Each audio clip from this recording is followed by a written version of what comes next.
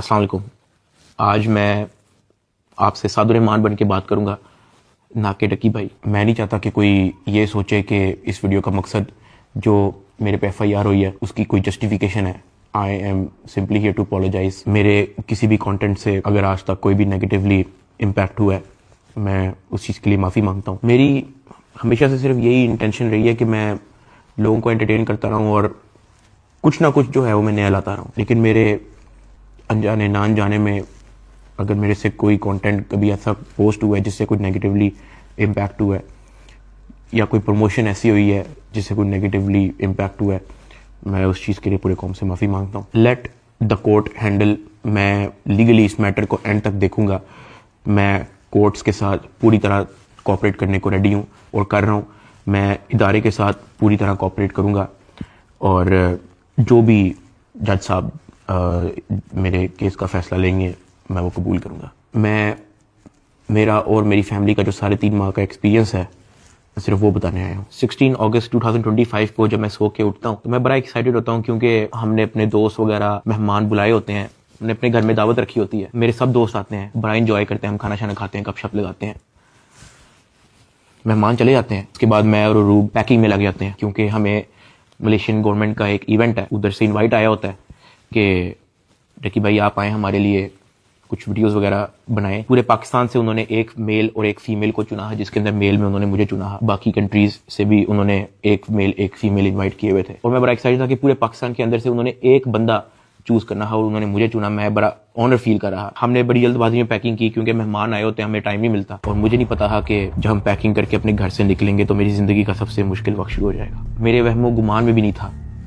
कि मेरे साथ क्या होने जा रहा है। हम जब पैकिंग करके सामान गाड़ी में रखते हैं, गाड़ी हमारी एयरपोर्ट की तरफ चल पड़ती है। एयरपोर्ट पहुंचते हैं, हम सामान अपना अनलोड करते हैं। रात के 9 बजे के करीब हमारी फ्लाइट होती है। हम काउंटर पे जाते हैं और हमें अपना बोर्डिंग पास मिल जाता है। उसके बाद जहाँ पे इमिग्रेशन होनी होती है, जहाँ पे आपके पासपोर्ट पे एग्जिट स्टैंप लगती है, हम जब वहाँ पे पहुंचते हैं तो वो मेरे से पूछते हैं कि आप पे कोई FIR तो नहीं है। मैंने कहा नहीं। कहता आपका साइबर क्राइम में कोई इशू है क्या?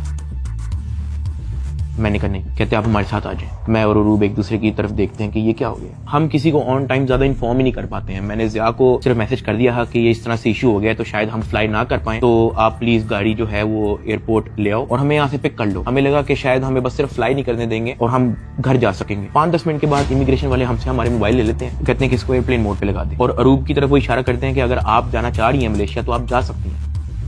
अरूब ने कहा नहीं, अगर साथ मेरे साथ जा रहा है तो मैं चले जाती हूँ, वरना मैं इधर ही ठीक हूँ। शायद ये मेरी गलती ही, मुझे उसको जाने देना चाहिए था, क्योंकि उसके बाद जिस चीज़ से मेरी फैमिली ने गो थ्रू किया है, मैंने यही रिग्रेट किया कि मुझे रूब को मलेशिया भेज देना चाहिए था। इमिग्रेशन वाले हमें एक रूम में बैठाए थे। मैं और रूब बस आपस में गपशप लगा रहे होते हैं कि कोई नहीं कल चले जाएंगे, कोई नहीं दोबारा टिकट करा के परसों चले जाएंगे, इवेंट भी 2 दिन के बाद है, कल चले जाएंगे। हम आपस में यही डिस्कस कर रहे थे। बिल्कुल मेरे अंदर इतना सा भी वहम गुमान नहीं था कि असल में इशू क्या। 1 घंटे के बाद इमिग्रेशन वाले आते हैं, वो कहते हैं कि आ जाए हमारे साथ। एयरपोर्ट के बाहर NCCI की टीम आई होती है, मुझे वो हथकड़ी लगाते हैं, मेरी गाड़ी में बैठा देते हैं। अरूब कहती है कि मैंने भी साथ आना है। मैंने इसको कहा नहीं, तुम घर चली जाओ, मुझे नहीं पता क्या सीन है, मैं हैंडल कर लूँ। वो गाड़ी भी चल पड़ी थी, गाड़ी सीधा चलेगी NCCI ऑफिस गुलबर्ग। इस वक्त यूट्यूबर डकी भाई की गिरफ्तारी का हर तरफ चर्चा है। डकी भाई को लाहौर एयरपोर्ट पर उस वक्त गिरफ्तार किया गया जब अब इन्होंने मुल्क जा रहा था। NCCI लाहौर ने मारूफ यूट्यूबर सादुर्रहमान उर्फ डकी भाई के खिलाफ मुख्तलिफ इल्जामात के तहत मुकदमा दर्ज कर लिया। साइबर क्राइम एजेंसी ने यूट्यूबर साद उर्फ डकी भाई के खिलाफ मुकदमा दर्ज कर लिया है। मशहूर यूट्यूबर डकी भाई कल रात से गिरफ्तार है। पाकिस्तान के सबसे मशहूर यूट्यूबर डकी भाई एक बार फिर बड़ी मुश्किल में फंस गए हैं। मुल्जिम को गुज़श्ता रात लाहौर एयरपोर्ट से गिरफ्तार किया गया था। यूट्यूबर डकी भाई बड़ी मुश्किल में, हुक्म जारी, मदाहों के लिए बुरी खबर। डकी भाई डकी भाई डकी भाई डकी भाई डकी भाई डकी भाई डकी भाई। रात के तकरीबन 11 बजे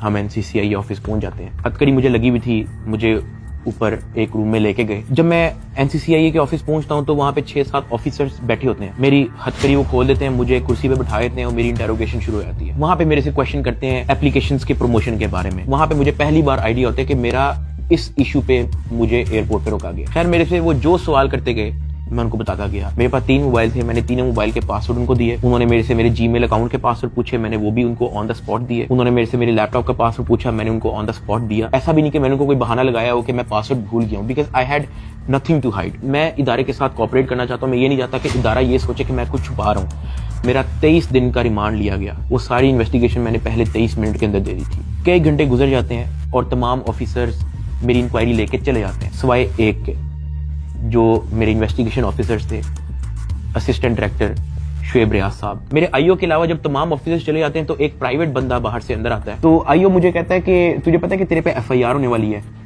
मैंने कहा यार मुझे थोड़ा सा एक्सप्लेन कर देंगे मेरे पे केस क्या है और क्या एफआईआर है और मैंने किया क्या है। तो जो प्राइवेट बंदा था जो बाद में आया था ना, वो कहता कि यार तेरे बहुत बड़े मामला आते हैं, तेरा बहुत बड़ा मैटर है, तेरे पीछे आईएसआई है, तेरे पीछे एमआई है, तेरे पीछे क्या क्या एजेंसी है। कहता तुझे पता ही नहीं है कि तूने क्या किया। तो वो मेरे पे ये इंप्रेशन डाल रहा कि हर इदारा जो है वो मेरे पीछे पड़ गया। साथ ही कहता कि लेकिन अगर आप हमारे साथ कोऑपरेट करेंगे तो हम आपके साथ कोऑपरेट करेंगे। मेरा तो काम ही कोई नहीं है। मैं सुबह उठता हूँ, फैमिली को टाइम दिया, बेगम को टाइम दिया, एक आधे दोस्त को टाइम दिया, जाके व्लॉग वगैरह बना लिया, घर आए, सो गए, दैट्स इट। इसके अलावा मेरी लाइफ में कुछ है ही। मेरे माइंड में 100 सवाल आना शुरू हो गए, लेकिन मेरे पास जवाब किसी का नहीं था। खैर उन्होंने मेरे पे एफआईआर दे दी, मुझे हवालात में बंद कर दिया। मैंने जिंदगी में कभी हवालात नहीं देखी थी।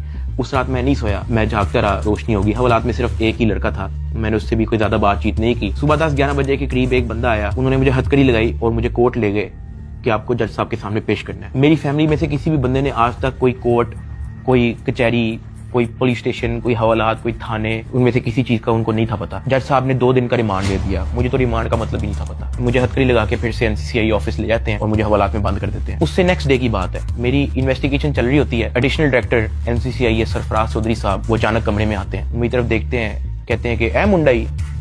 आईओ कहते हैं हाँ जी। कहते हैं इसको लेके आओ मेरे पास। आईओ हथकड़ी पकड़ता है, मेरे हाथ पे लगाता है और कहता चल। मुझे जब हथकड़ी लगा के एडिशनल डायरेक्टर रूम में लेके जाते हैं तो वहां पे 5 ऑफिसर्स बैठे होते हैं। एडिशनल डायरेक्टर सरफराज चौधरी साहब मेरे से पूछते हैं कि तुम कौन से एप्लीकेशन के कंट्री हेड हो। मैंने कहा कि सर मैं किसी एप्लीकेशन का कोई कंट्री हेड नहीं हूँ। वो अपनी कुर्सी से अचानक उठता है, कहता तेरी माँ किधर से आता है पैसा तेरे पास। मैंने कहा सर मैं यूट्यूबर हूँ, मेरे 8 मिलियन सब्सक्राइबर हैं, उधर एडसेंस अभी मैं बात कर ही रहा होता हूँ। कहता है कि तुम मेरे वतन अजीज के बच्चों को खराब कर रहे हो, क्या करता है तुम्हारा बाप। मैंने कहा जी यूनिवर्सिटी के अंदर प्रोफेसर है। तो कहता तुम इतने क्यों हो। मैं चुप रहता हूँ। वो चीख के बोलते, कहता बोल। मैंने कहा जी सर मैं सिर्फ वीडियोस बनाता हूँ, मैं यूट्यूबर हूँ। माँ बहन की गालियां वो देता रहता है। उसने मेरे मुंह पे बहुत जोर का थप्पड़ लगाया। मैं बिल्कुल चुप होकर ऐसे मुंह नीचे करके खड़ा हो गया। तो कहता मुंह ते कर।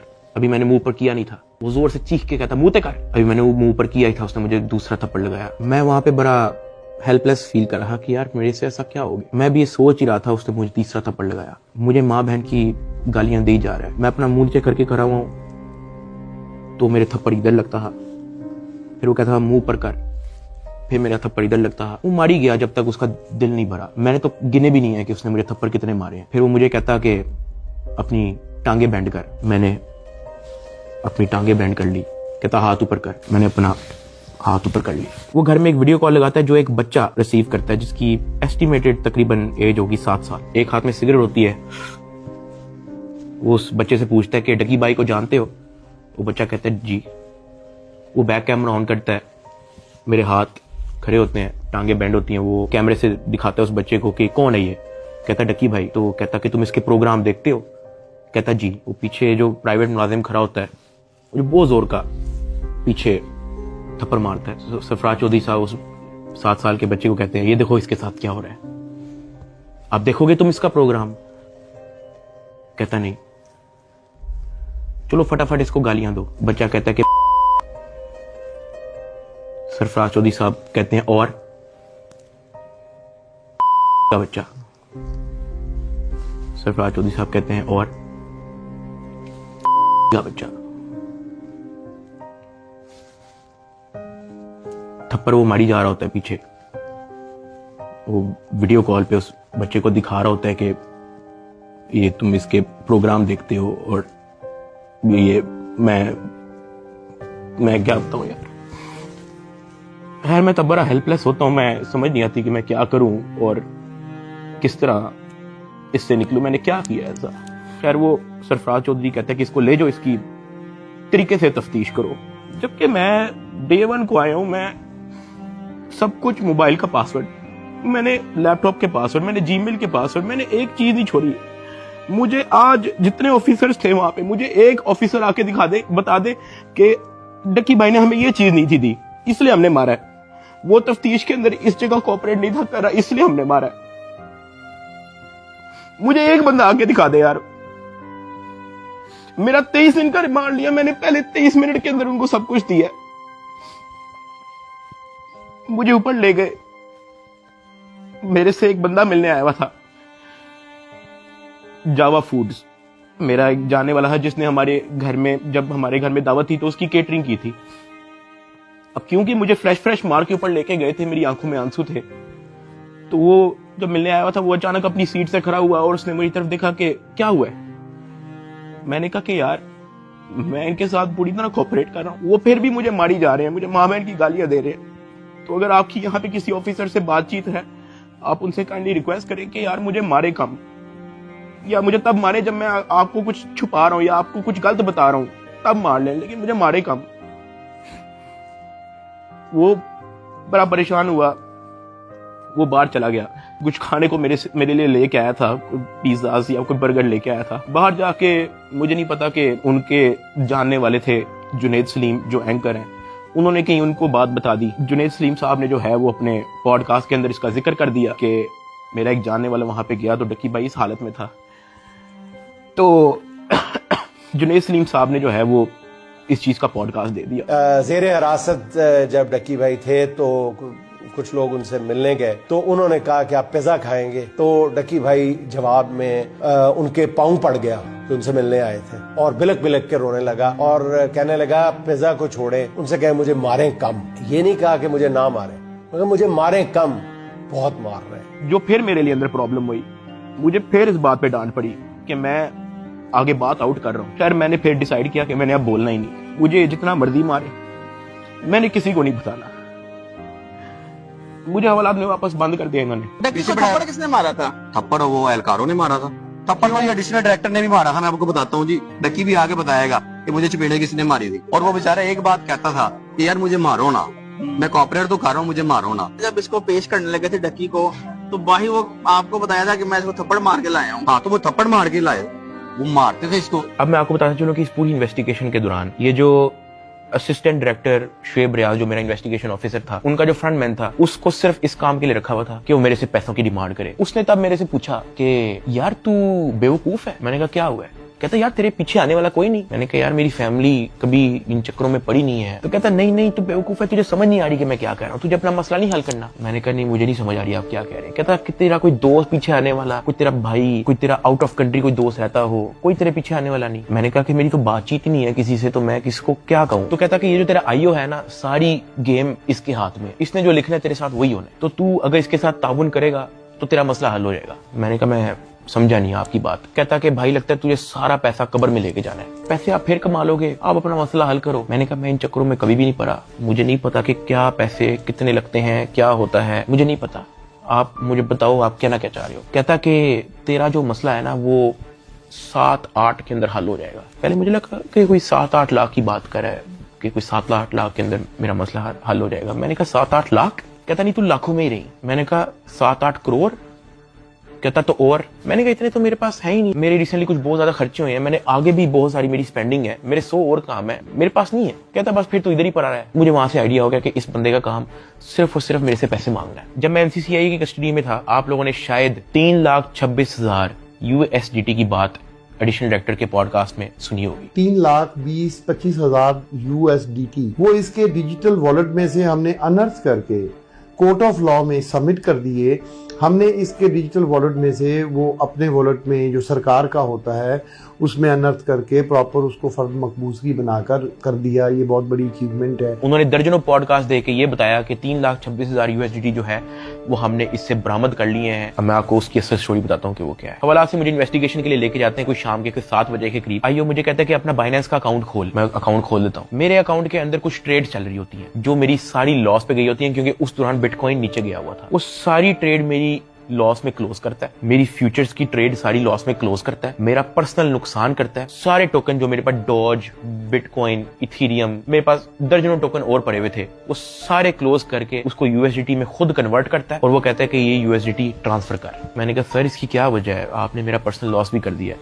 कहता है कि तुझे अपना मसला हल करना है या नहीं करना। मैंने कहा कि सर लेकिन ये 3,26,000 USDT आपने ट्रांसफर क्यों करना है? जो भी आपकी इन्वेस्टिगेशन है आपके सामने, अकाउंट मैंने आपको दे दिया, उसका जीमेल मैंने आपको दे दिया, पासवर्ड मैंने आपको दे दिया, आपने ट्रांसफर इसको क्यों करना है? कहता है तुझे जितना कह रहे हैं उतना कर। मेरी 15 मिनट उनके साथ बहस चलती रही कि सर ये पैसे ज्यादा हैं, मुझे आप थोड़ी सी इसकी एक्सप्लेनेशन दे दें ताकि मैं मेंटली रिलैक्स रहूं, मुझे थोड़ा सा बता दें कि ये ट्रांसफर आपके पास क्यों करना है। वो मुझे आगे से यही कहता था कि यार लगता है तुझे अपना मसला हल करने का शौक नहीं है। बीच में उसने मुझे बहाने लगाने शुरू कर दिए, यार क्योंकि तू हमारी कस्टडी में है कि तेरा अकाउंट की हैक ना हो जाए, जब तू यहाँ से फारिग होगा तू मुझे बता दी, मैं तुझे सेंड कर दूंगा। आईओ ने मुझे इस तरह की कहानी सुनाई शुरू कर दी। उसने मुझे एक अपना वॉलेट एड्रेस दिया, उसने कहा कि ये सारे पैसे इस पे ट्रांसफर कर। इसने मेरे से जबरदस्ती मेरा फेस आईडी, मेरा ऑथेंटिकेटर सारा लगा के इसने मेरे से जबरदस्ती 3,26,000 USDT, जिसकी PKR के अंदर वैल्यू बनती है 9 करोड़ पाकिस्तानी रुपया। अब जिस अकाउंट में उसने ट्रांसफर किया, क्या वो FIA का अकाउंट था?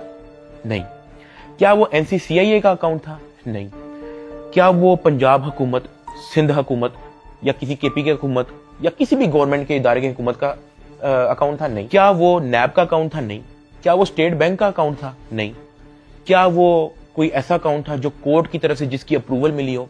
नहीं। वो मेरे IO असिस्टेंट डायरेक्टर शुएब रियाज साहब का अपना पर्सनल अकाउंट था, जिसके अंदर इन्होंने मेरे 9 करोड़ रुपया एस्टिमेटेड ट्रांसफर किए। ट्रांसफर करने के बाद इन्होंने वापस मुझे हवालात में बंद कर दिया। कोई रिसीविंग नहीं दी, मुझे उसकी कोई रीजनिंग नहीं दी, कोई सबूत ही नहीं है इस चीज का कि इन्होंने अपने पास ट्रांसफर किया। 8 बज जाता है, 9 बज जाता है, 10 बज जाता है, 11 बज जाता है, मेरे से सोया नहीं जाता। एक ऑफिसर एक मुलजिम को छोड़ने आते हैं हवालात, मैं फटाफट उठ के उससे पूछता हूँ, मैंने कहा सर आपके इस NCCIA इदारे के अंदर जब कोई क्रिप्टो का कोई रोला चलता है, कोई USDT का कोई रोला चलता है, तो उस पे क्या होता है?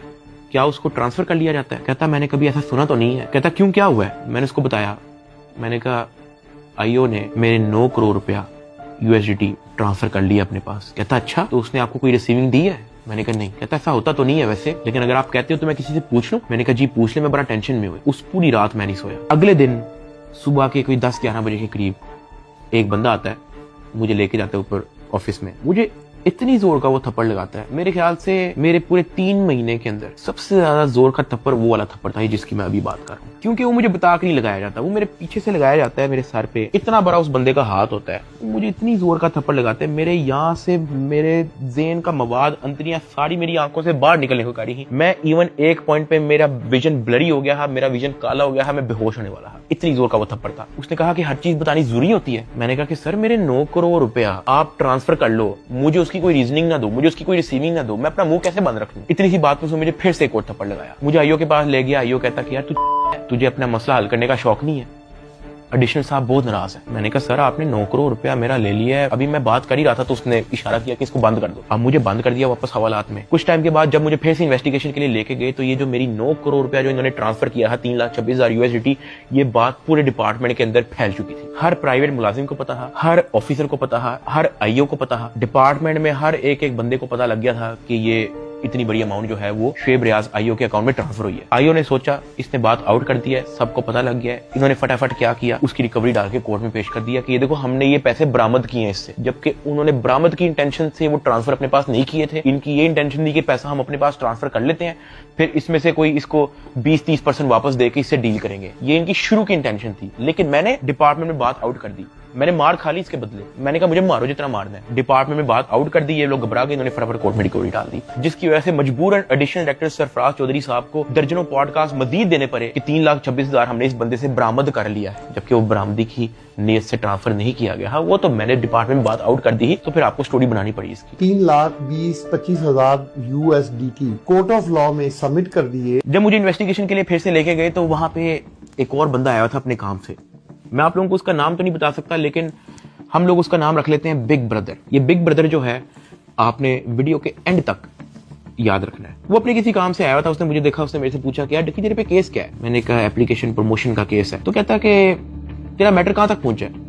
मैंने कहा कि मैं तो पूरी तरह ताउन कर रहा हूं, मैं तो सब कुछ इनको दे चुका हूं, मुझे नहीं पता कि इनको अब मेरे से और क्या चाहिए, लेकिन मैं तो पूरी तरह इनके साथ कोऑपरेट कर रहा हूं। तो कहता अच्छा। उसे सर हिलाया और कहता कि क्या ये लोग तेरे से कोई पैसे भी मांग रहे हैं? अब क्योंकि मैं उस बंदे को पहली बार मिला हूं, मैं नहीं जानता कि वो कौन है, मैंने उसको कहा कि नहीं, मेरे से कोई पैसे नहीं मांग रहा। जैसे सर हिलाया, कहता अच्छा चल ठीक है, अच्छा लगा तेरे से मिलके। वो अपने कामों में लग गया। खैर मेरी इन्वेस्टिगेशन के बाद उन्होंने फिर से मुझे जेल में हवालात में बंद कर दिया। इन्होंने अपनी पूरी कोशिश की कि हम इससे पैसे लें, हम इससे पैसे का पूछें। जब इनको आइडिया हुआ कि मैं इनको किसी भी तरह से एंटरटेन नहीं कर रहा, इन्होंने बहाने से मेरी फैमिली को बुला लिया। अरूब और मेरी अम्मा, उनको ये कह के बुलाया गया कि मेरी उनके साथ मुलाकात है। मुझे जब हवालात से ऊपर लेके गए तो अरूब बैठी हुई थी और उसकी इंटेरोगेशन हो रही थी। उसका मोबाइल जो है वो इन्वेस्टिगेशन ऑफिसर के